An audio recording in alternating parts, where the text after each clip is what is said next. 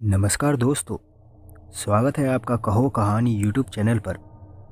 आप सुन रहे हैं डरावनी कहानी मेरे साथ। आज की कहानी एक टीचर और उसके स्टूडेंट के साथ घटी एक सच्ची घटना के बारे में है।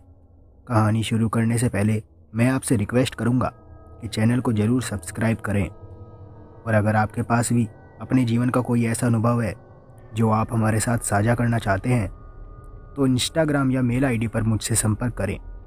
बिना देरी किए मैं कहानी शुरू करता हूँ। मेरा नाम अनिल है, अनिल शर्मा। मैं राजस्थान के एक प्राइवेट स्कूल में अंग्रेजी का अध्यापक था। अब मैं रिटायर्ड हूँ। यूँ तो प्राइवेट अध्यापक की नौकरी में कोई ज़्यादा सैलरी तो नहीं मिलती थी, पर इज्जत बहुत मिली। जाने कितने ही स्टूडेंट का भविष्य बनाया, उनमें से कुछ मेरे खास भी थे। अब वक्त के साथ साथ मैं सबका नाम और शक्ल भी भूल चुका हूँ, पर एक स्टूडेंट मुझे अच्छे से ध्यान है। वो इसलिए नहीं कि वो मेरा फेवरेट था, बल्कि इसलिए कि उसके और मेरे साथ घटी एक घटना को मैं कभी भूल नहीं पाता। आज से करीब 17 साल पहले की बात है। उस दिन स्कूल का वार्षिक उत्सव यानी एनुअल फंक्शन था।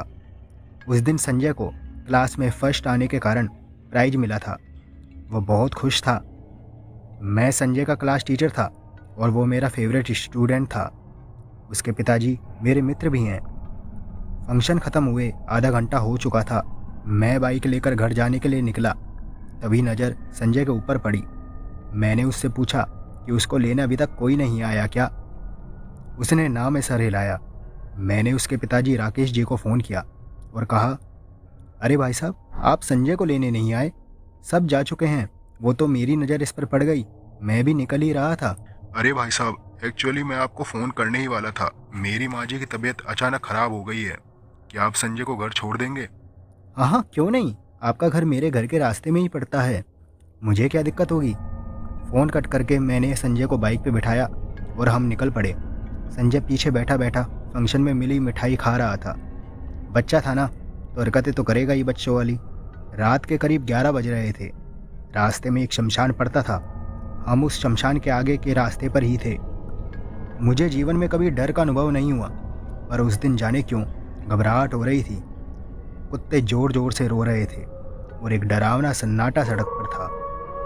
अभी हम शमशान से कुछ दूर ही आए थे कि मुझे सड़क के साइड में एक बूढ़ा आदमी और एक बूढ़ी औरत दिखी।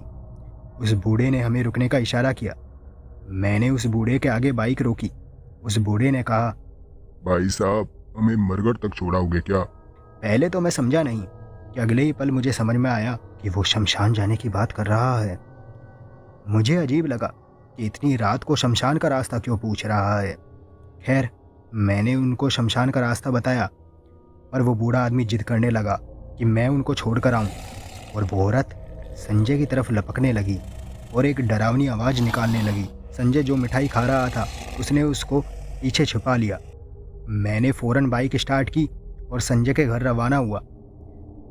अभी हम संजय के घर पहुंचे ही थे, मैंने देखा कि वो दोनों संजय के घर के आगे की सड़क पर खड़े थे।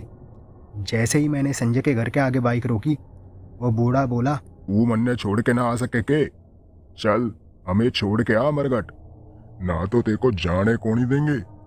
और वो बुढ़िया बाल बिखेर कर सर जोर जोर से घुमाने लगी।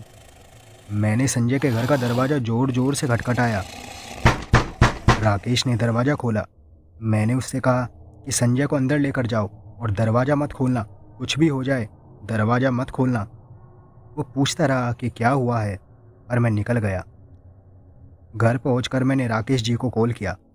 हेलो राकेश जी, संजय ठीक है ना? अरे कहाँ भाई साहब, इसकी हालत ख़राब है और तेज बुखार है, और जाने कौन बार बार दरवाज़ा पीटे जा रहा है, और पूरे घर में अजीब अजीब सी आवाज़ें आ रही हैं। और ये संजय बार बार बाहर जाने की जिद कर रहा है और कह रहा है बाबा बुला रहे हैं, अम्मा बुला रही है, उनके साथ मिठाई खाऊंगा, मुझे जाने दो।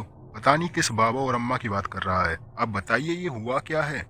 मैंने राकेश जी को पूरी बात बताई और कहा, आप दरवाज़ा मत खोलना, और सबसे पहले संजय के पास जो मिठाई है इसको खिड़की से बाहर फेंक दो।